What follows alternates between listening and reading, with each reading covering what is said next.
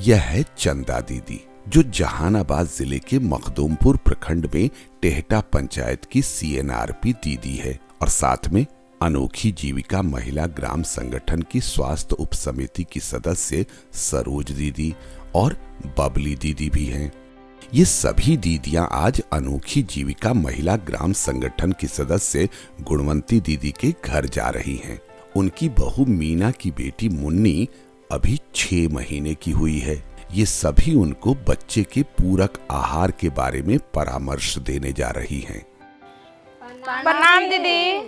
प्रणाम दीदी। आइए आइए बैठिए ना दीदी। कैसे हैं आप लोग? अच्छे हैं दीदी। आज इधर कैसे आना हुआ? बड़े दिनों से मुन्नी से नहीं मिली थी दीदी, सोचा मिल लूं। कितनी बड़ी हो गई है, 6 महीना तो पूरा हो गया ना दीदी। हाँ दीदी, परसों ही तो 6 महीना पूरा हुए हैं। तब तो इसे पूरा आहार खिलाना शुरू कर देना चाहिए। प्रणाम दीदी। प्रणाम मीना दीदी, अच्छा हुआ आप आ ही गई। अभी हम गुणवंती दीदी से बात ही कर रहे थे कि मुन्नी 6 महीना की हो गई है, इसे पूरा आहार देना शुरू कर दीजिए। हाँ दीदी, कल से मैंने खिचड़ी देना शुरू किया है। लाइए माँ जी, दूध पिला कर आते हैं। सीएम दीदी ने बताया था कि 6 माह पूरा होते ही बच्चे को 7 में से कम 4 समूह से तैयार किए गए खाना जरूर देना चाहिए। पर दीदी, हम ये समझ नहीं पा रहे हैं कि इतने छोटे बच्चे को 4 समूह का खाना कैसे खिलाएं, और सब खाना का समूह भी हमको ठीक से याद नहीं है। वाह दीदी, आपको तो सीएम दीदी की सबसे जरूरी बातें बहुत अच्छे से याद है। ये देखिए, ये है 7 समूह। इनमें से कम 4 समूह से बना हुआ भोजन मुन्नी को रोज खिलाना है। ये है पहला, अनाज और कंदमूल का समूह। इससे बच्चों को ऊर्जा मिलती है। दूसरा समूह में है सभी तरह के दाल, मेवे और फलियां। तीसरा है मांस और मछली का समूह और चौथा अंडा। इन सभी से बच्चों का शारीरिक विकास अच्छे से हो पाता है। 5वां समूह है दूध एवं दूध से बनी चीजों जैसे घी, पनीर, दही आदि का। इनसे बच्चे के शरीर को मजबूती और दिन भर के लिए अधिक ऊर्जा मिलती है।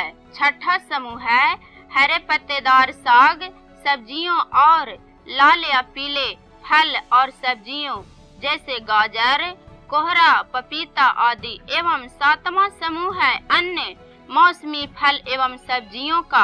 इन सब से बच्चे में खून की कमी नहीं होती, साथ ही से बीमारियों से लड़ने की ताकत भी मिलती है।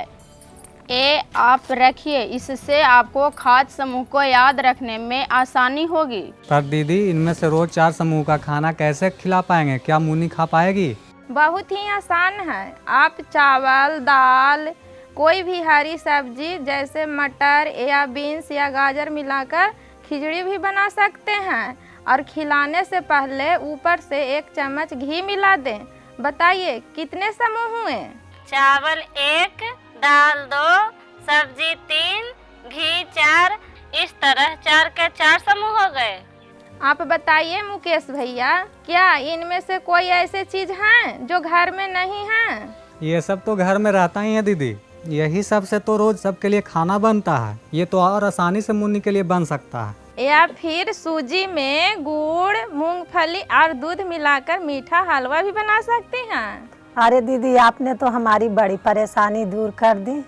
अब रोज हम मुन्नी को 4 समूहों का खाना जरूर खिलाएंगे।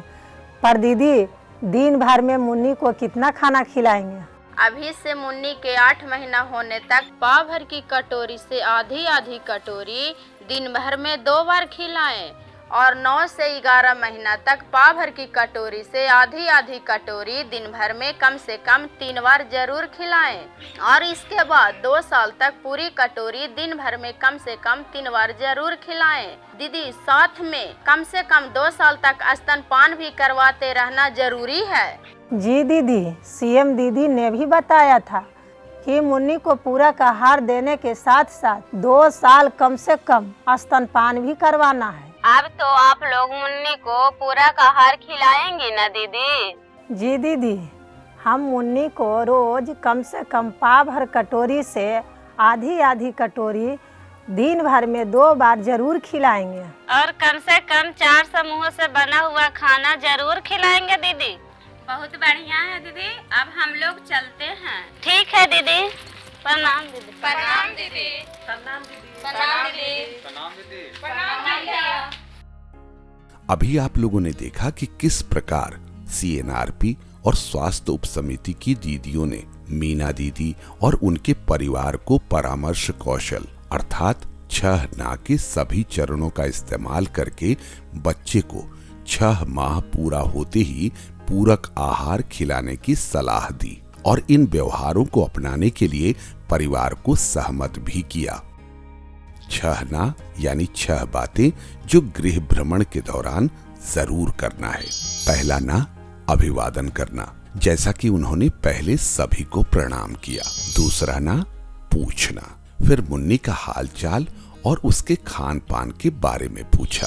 तीसरा ना, बताना, उन्होंने पूरक आहार और खाद्य समूह के बारे में बताया।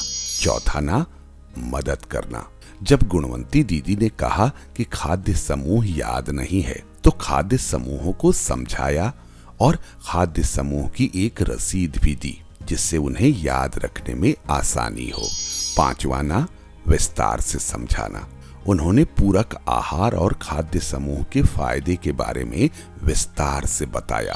और 6ठा ना, मुख्य संदेशों को दोहराना, जैसे अंत में उन्होंने घर के सदस्यों को ही मुख्य बातों को दोहराने को बोला। इस तरह भ्रमण के दौरान इन सभी 6 ना का ध्यान रखना जरूरी है। धन्यवाद।